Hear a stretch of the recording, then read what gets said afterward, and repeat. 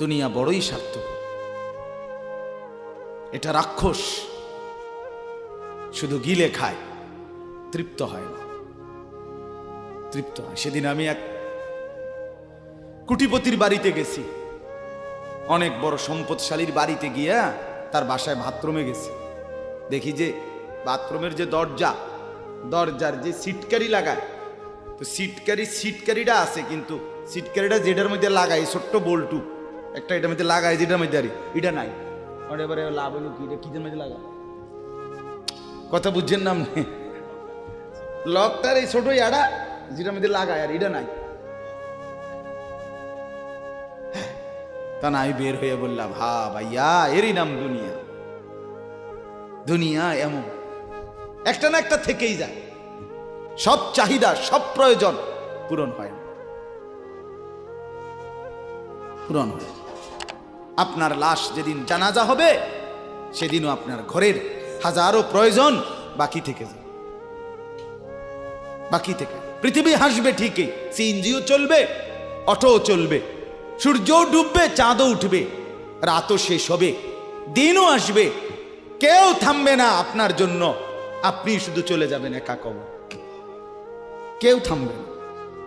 এরে বাপ, কেউ থামবে না। ছেলেরা আজকে বন্ধুর পাল্লায় পড়ে নষ্ট হয়ে যাচ্ছে। আহ, সমবয়সী বন্ধু তোমার উলঙ্গ ছবি দেখায়া, নর্তকী দেখায়া শেষ করে দিল, তুমি বুঝলা না। সমান সমান বন্ধু একসাথে তোমার জুয়ার আড্ডায়, মদের আড্ডায়, নারীর আড্ডায়, আহ, আফসোসের ব্যাপার। ভাবতেই শিখেন একজন মানুষ সুস্থ স্বাভাবিক, একজন সতেজ সবল মানুষ, সে কেমনে এত বোকা, নিজেকে ধ্বংস করে। আমি যখন এখন এই মাত্র যে দিদা আসতেছিলাম গাড়ি দিয়া, একটা ছেলে প্রতিবন্ধী, ছোট একদম প্রতিভা, সে দাঁড়াইয়া রয়েছে মাঝখানে, মানে গাড়ির হর্নও বোঝে না, কিছুই বোঝে না সে। পরে আরেকটা ছেলে ধরে তারে এক পাশ করে দেওয়াতে তারপরে আমার গাড়িটা আসছে এই এখানে। এখন এই ছেলেটা তো অবুঝ হইতে পারে, এই ছেলেটা তো প্রতিবন্ধী, সে তার ভালো মন্দ বুঝে না। কিন্তু তুমি ছেলে সুস্থ সবল স্বাভাবিক যুবক, তুমি কেমনে নিজের ভালোটা বুঝো না? তুমি কেমনে নিজের ভালোটা বুঝো না বলে? এত মানুষের জানাজা, কবরস্থান নাই এমন কোন এলাকা আছে বলেন? আপনাদের মহল্লায় কবরস্থান নাই? আপনারা কোনোদিন জানাজা পড়েন নাই? আপনারা লাশ দেখেন নাই? তাহলে জলজ্জান্ত মানুষ আজকে কবরে। জনাব হযরত মাওলানা আব্দুল বারী সাহেব, আমার তো পুরা মনে আছে, কত সময় আমার সাথে, কতদিন বয়ান একসাথে দেখছি, বসছি, কথা বলছি। কোথায় হারিয়ে গেল? কোথায় চলে গেলেন? এইভাবে পরিচিত চেনা মানুষগুলো প্রতিদিন হারিয়ে যায়, কবরে চলে যায়। এরপরও কি আমার কলিজার ভিতরে একবারও এই ছেলে বয় বেটা, আহাম্মক থাকার বেটা, জিন্দিগিটাই ছবি, জীবনটাই ছবি, একেবারে যেটা পাও। আজ মুসলমানের যুবকের কথা হইল, বেঈমান ইহুদি আর কাফেররা আমাদেরকে এরকম ফাঁদে ফেলাইছে যে যা কিছু আছে 24 ঘন্টা মুসলমানের ছেলে মেয়ের হাতে মোবাইল তুলে দিছে, যেটা ফাও শুধু ছবি উড়াই আমগো কাছে পাঠায়। এটা কুত্তা হোক, বিলাই হোক, শুকর হোক, মানুষ হোক, গরু হোক, ছাগল হোক, হুজুর হোক, পাবলিক হোক, বেড়া হোক, বেড়ি হোক, জোয়ান হোক, বুড়া হোক, যেটা পাও যা শুধু ছবি উড়া। জিন্দিগির কাজে একটা, আহ হায় হায় বাপ, তোমরা বুঝো না, বেঈমান তোমাদেরকে বেঁধে ফেলছে, আষ্টে পৃষ্ঠে বেঁধে ফেলছে, গিলে খাচ্ছে, গিলে। একটা সেকেন্ড সিদ্ধান্ত বেঈমানের যে মুসলমানের একটা নড়াচড়া তারা তাদের আড়াল হইতে দিবে না। কারণ এই মোবাইল, এই ইন্টারনেট এই সব কিছু আমরা যাই ছবি উঠাই করি তাদের হাতে, তাদের কাছে এটার মূল নিয়ন্ত্রণ। তারা দেখে মুসলমানের যুবকদের হালাত কি, চরিত্রের অবস্থা কি, যুবতীদের হালাত কি। যুবতী তার রাত গভীরে অশ্লীল দৃশ্য পুরুষকে দেখায়, যুবক তার রাত গভীরে অশ্লীল কথা, জঘন্য কথা ভিন মেয়ের সাথে বলে। আহা, বেঈমান তখন হাসে, কাফের বেঈমানরা তখন হাসে যে হ্যাঁ দেখছো মুসলমানের অধপতন, মুসলমানের সন্তানের নোংরামি, মুসলমানের সন্তানের অসভ্যতা, এটা তারা হিসাব রাখে।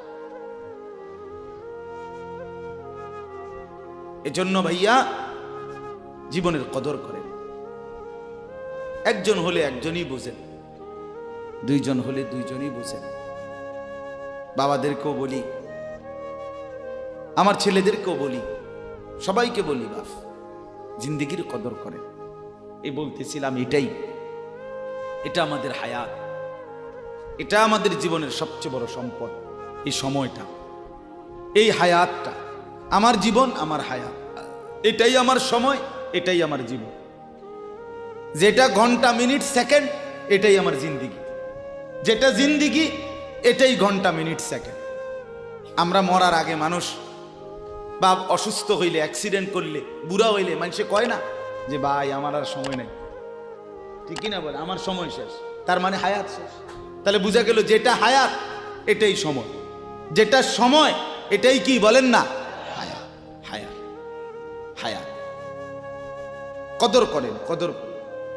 ও ভাই, ওই লাল গেঞ্জি, তুমি উঠা কথা বলো, তুমি বাহিরে গিয়ে কথা বলো, যাও। কাফেল কোথাকার,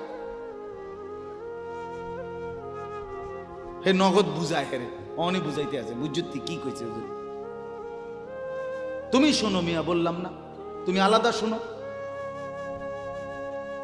আমি এ ব্যাপারে কঠোর। 10 মিনিটের জন্য যদি বলি, আমার জিন্দিগির সিদ্ধান্ত, গাফেলকে বলবো না, অমনোযোগীকে বলবো না, এটা আমার জিন্দিগির ফায়সালা ইনশাআল্লাহ। সমবয়সী বরবাদ করে দিচ্ছে ছেলেদের কাছে, এক সময় না ভালো হতে দিচ্ছে না।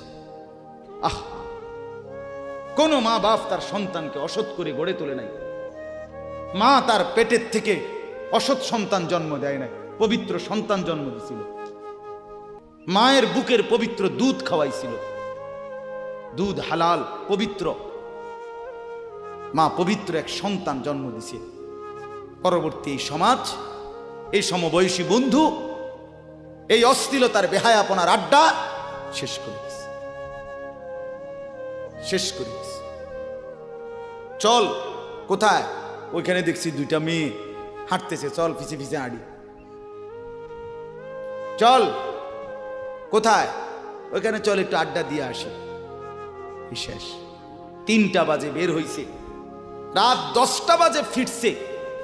7 ঘন্টা সমবয়সী 7-8 জন ছেলে একসাথে ঘুরলা, অথচ তোমার লগের এই 6 জন বন্ধু একবারও বলল না যে আসরের নামাজ পড়তি না, মাগরিব পড়বা না, এশার নামাজ পড়বা না।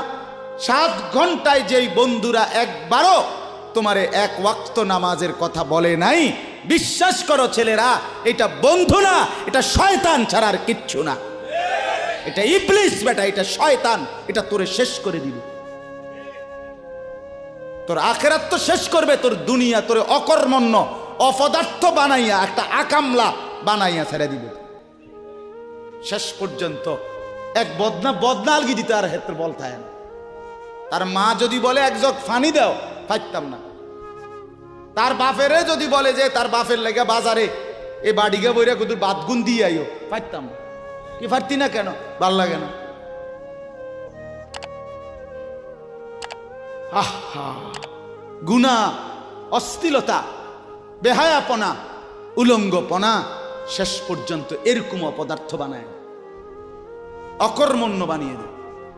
হযরত আব্দুল্লাহ ইবনে আব্বাস রাদিয়াল্লাহু তাআলা আনহু বলেন, প্রত্যেকটা গুনাহ মানুষকে দুর্বল করে দেয়, আপনি যতবার নারী দেখবেন ভিন নারী, খোদার কসম আপনার শক্তি